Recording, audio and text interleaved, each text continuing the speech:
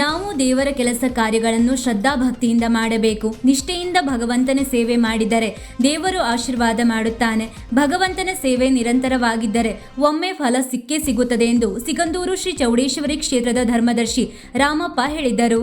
ಅವರು ಶ್ರೀ ಗುರು ಬ್ರಹ್ಮಸ್ಪತಿ ಮಠ ಶ್ರೀ ಕ್ಷೇತ್ರ ಶೀಘ್ರ ಮನೆಯಲ್ಲಿ ಅವಧೂತ ಯೋಗೇಂದ್ರ ಸ್ವಾಮೀಜಿ ಹಾಗೂ ನಿಶ್ಚಲಾನಂದ ಸ್ವಾಮೀಜಿ ಅವರ ಆಶೀರ್ವಾದದೊಂದಿಗೆ ನಡೆದ ಎಲೆಚುಕ್ಕಿ ರೋಗದ ನಿಯಂತ್ರಣಕ್ಕಾಗಿ ಅಭಯ ಯಜ್ಞ ಹಾಗೂ ಗುರುವಂದನಾ ಕಾರ್ಯಕ್ರಮದಲ್ಲಿ ಪಾಲ್ಗೊಂಡು ಪೂಜಾ ವಿಧಾನಗಳಿಗೆ ಚಾಲನೆ ನೀಡಿ ಧರ್ಮಸಭೆಯ ಸಾನ್ನಿಧ್ಯ ವಹಿಸಿ ಮಾತನಾಡಿದರು.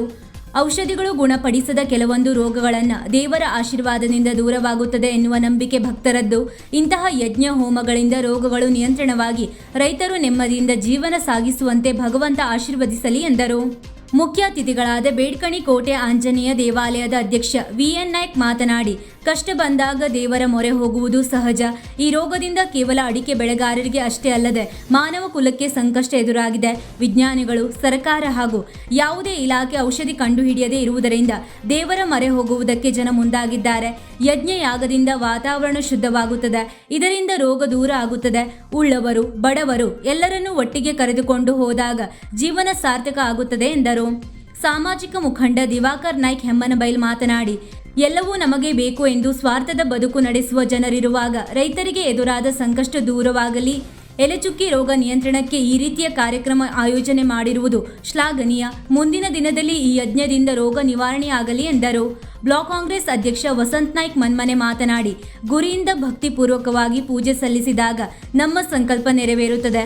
ಮನುಷ್ಯನಿಗೆ ಸಂಸ್ಕಾರ, ಸಂಸ್ಕೃತಿ, ವಿದ್ಯೆ ಬಹಳ ಮುಖ್ಯ. ಶ್ರದ್ಧೆಯಿಂದ ದೇವರ ಕಾರ್ಯ ಮಾಡಿದರೆ ಎಲ್ಲದೂ ಒಳ್ಳೆಯದಾಗುತ್ತದೆ. ದೇವರು ಮನಸ್ಸು ಮಾಡಿದರೆ ಎಲ್ಲವೂ ಸಾಧ್ಯ. ಮುಂದಿನ ದಿನದಲ್ಲಿ ಎಲ್ಲಾ ಕಷ್ಟಗಳು ದೂರವಾಗಲಿ ಎಂದರು. ದೇವಾಲಯದ ಅಧ್ಯಕ್ಷ ಮಂಜುನಾಥ್ ನಾಯ್ಕ್ ಕಾರ್ಯಕ್ರಮದ ಅಧ್ಯಕ್ಷತೆಯನ್ನು ವಹಿಸಿದ್ದರು. Vishwanath Bhat Golikai, DK Naik Tenginamane, CR Naik Bedkani society ಅಧ್ಯಕ್ಷ ಪ್ರಶಾಂತ್ ನಾಯ್ಕ್ ಕುಂಬ್ರಿಗದ್ದೆ, ಸ್ಕಾಡ್ವೆಸ್ ಅಧ್ಯಕ್ಷ ವೆಂಕಟೇಶ್ ನಾಯ್ಕ್ ಮತ್ತಿತರರು ಕಾರ್ಯಕ್ರಮವನ್ನು ಉದ್ದೇಶಿಸಿ ಮಾತನಾಡಿದರು. ಕಮಿಟಿ ಅಧ್ಯಕ್ಷ ರಾಮಕೃಷ್ಣ ನಾಯ್ಕ್ ವಂದಾನೆ ಸ್ವಾಗತಿಸಿದರು. ಗುರು ನಾಯ್ಕ್ ನಿರ್ವಹಿಸಿದರು. ಬುಧವಾರ ಮತ್ತು ಗುರುವಾರ ದೇವಾಲಯದಲ್ಲಿ ವಿವಿಧ ಧಾರ್ಮಿಕ ಕಾರ್ಯಕ್ರಮಗಳು ವಿಜೃಂಭಣೆಯಿಂದ ನಡೆದವು. ಗುರುವಾರ ಅನ್ನ ಸಂತರ್ಪಣಾ ಕಾರ್ಯಕ್ರಮ ಜರುಗಿತು. ಕೊಡ್ತಾನೆ, ನಾವು ಈಗ ನಿರೀಕ್ಷೆ ಮಾಡೋದು ಬೇಡ. ನಾವು ಮಾಡೋದು ಈಗ ಶ್ರದ್ಧಾಪೂರ್ವಕವಾಗಿ ನಿನ್ನೆಯಿಂದ ಬಟ್ಟೆಗಳು ಮಾಡಿದ್ದಾರೆ. ಭಕ್ತಿಯಿಂದ, ಶ್ರದ್ಧೆಯಿಂದ ಇಲ್ಲೇನೋ ಮಾಡಿ ಸಿಗುತ್ತಂತ ಬಂದವರಲ್ಲ ಅವರಲ್ಲ.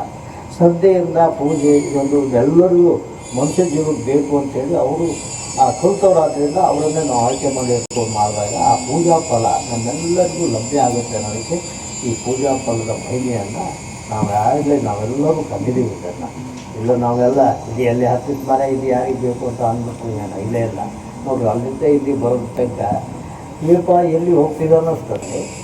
ಅದನ್ನು ಈ ತಕ್ಷಣ ಆಗಬೇಕು ಅಂತ ನಮ್ಮ ಹೆಸರೇನು ವ್ಯವಸ್ಥೆ ಸರ್ವಸ್ವೇ ನಾವು ಹೇಳೋದಷ್ಟು ಬರೋದಕ್ಕಾಗೋದಲ್ಲ. ಭಗವಂತ ಯಾವ್ಯಾವ ಕಾಲಕ್ಕೆ ಏನೇನು ಮಾಡಿಸಿರ್ತಾನೆ.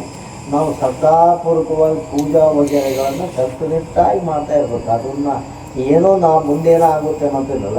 ಇರೋದೇ ಪವಿತ್ರ, ಇದೇ ಪಾವನ, ಇದೇ ಸ್ವರ್ಗ, ಇದೇ ದೇವಲೋಕ, ಇದೇ ದೇವಭೂಮಿ ಅಂತ ತಿಳ್ಕೊಬೇಕಾಗುತ್ತದೆ. ಅದು ನೀವು ನಿಮ್ಮ ಏನು ದರ್ಶನದಲ್ಲಿ ಬರುತ್ತೆ ಆ ಸೂಚನೆಗಳನ್ನು ನಾವು ಬಂದಾಗ ನಾವೆಲ್ಲ ಭಕ್ತರು ಪಾಲನೆ ಮಾಡ್ತೀವಿ ಸಾಧ್ಯವಾದಷ್ಟ.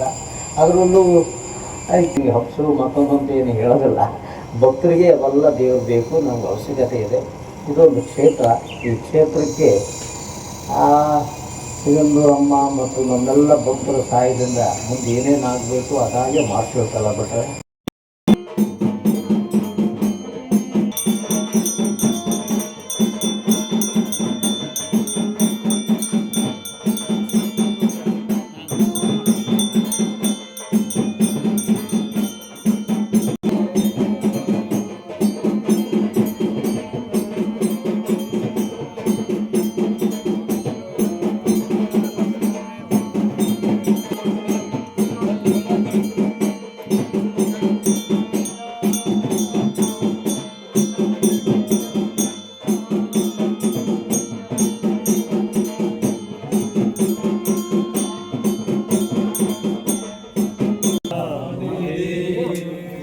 ವೀಕ್ಷಕ ಮಹಾಪ್ರಭುಗಳೇ, ನಮ್ಮ ಚಾನಲ್ ಅನ್ನು ಸಬ್ಸ್ಕ್ರೈಬ್ ಮಾಡಿ, ಶೇರ್ ಮಾಡಿ, ಪ್ರೋತ್ಸಾಹಿಸಿ.